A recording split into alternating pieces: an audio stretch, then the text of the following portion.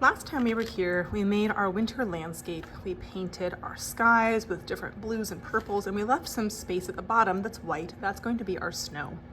We're going to be adding in some cozy little winter cottages, but we don't want to just use kind of plain paper to make our little cottages and trees. We want them to have some texture. So today we are going to use two different printmaking techniques to add some texture to the papers that we're going to be using for our trees, as well as some texture to the kind of rectangle shape that we're going to use for our cottage. So we're going to learn two different techniques to make these papers for our collage for next time. Today you are going to get your paper, and on the side that has the squares printed on it, you're going to write your name and your class code, and then you are going to set your paper to the side. You are going to get a whiteboard. These whiteboards get used for lots of things throughout the year, but today you're going to be looking for the big rectangle on your whiteboard. Don't worry about those letters, and if you can see a small square, don't worry about that. Your goal is to fill up the rectangle.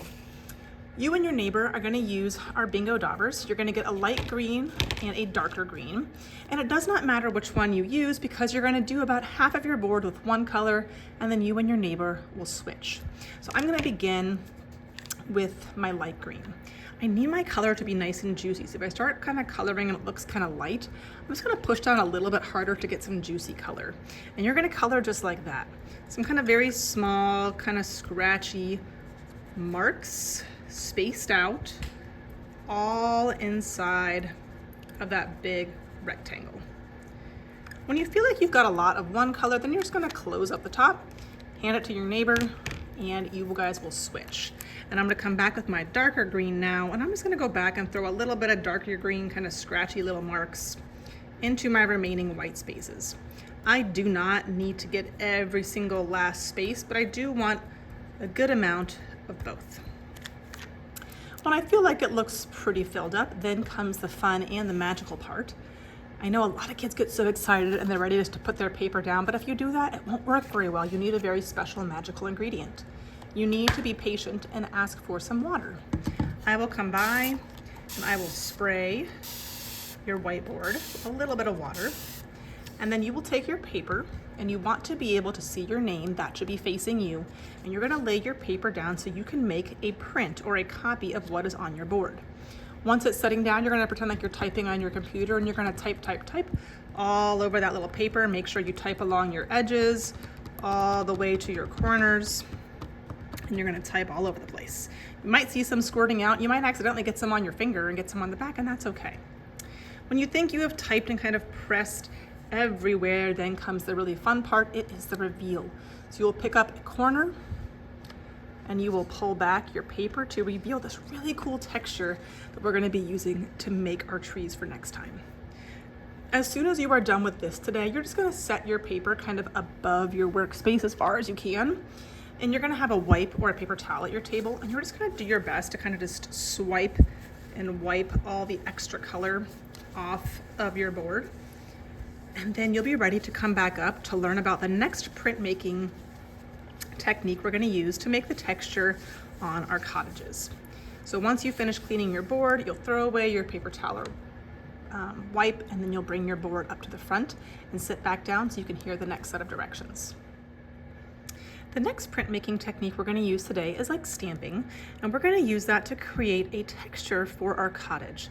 Now, cottages can be built from a lot of things. They could be built from wood or stone or brick or even metal, but our cottage is going to look like it's being built from bricks. So we're going to create that really cool brick texture onto the rectangle that we're going to use for our cottage.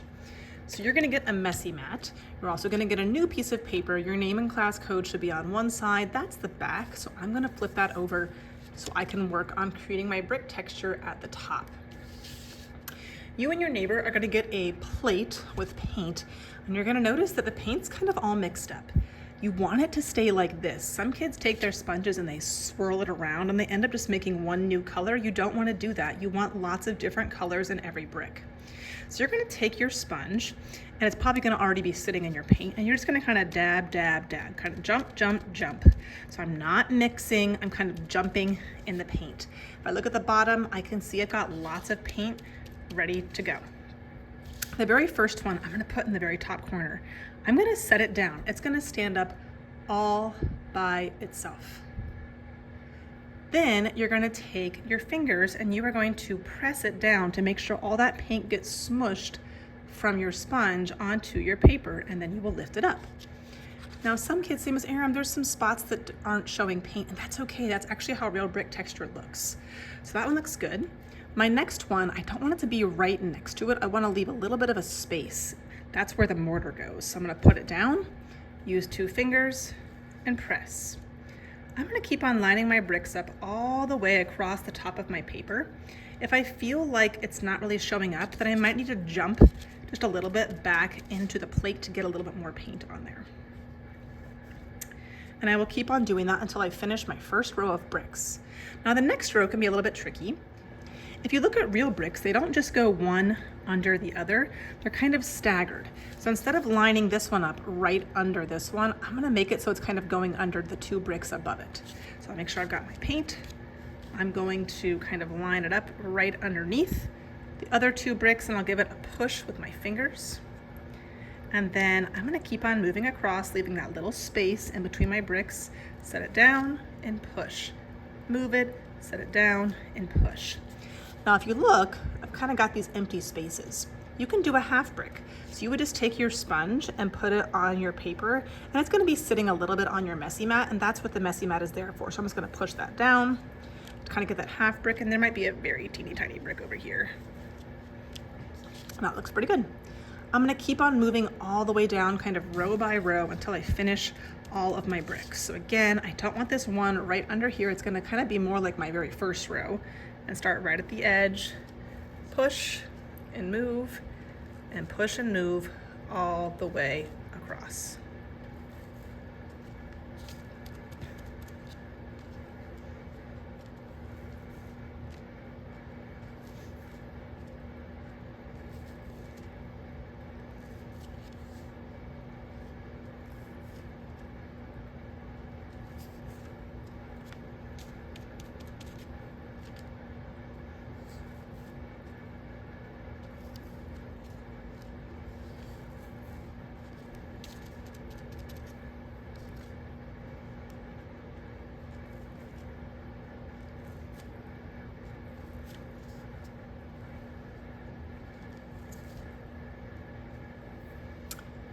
Whenever you're done, you will just leave your sponge sitting on top of your plate.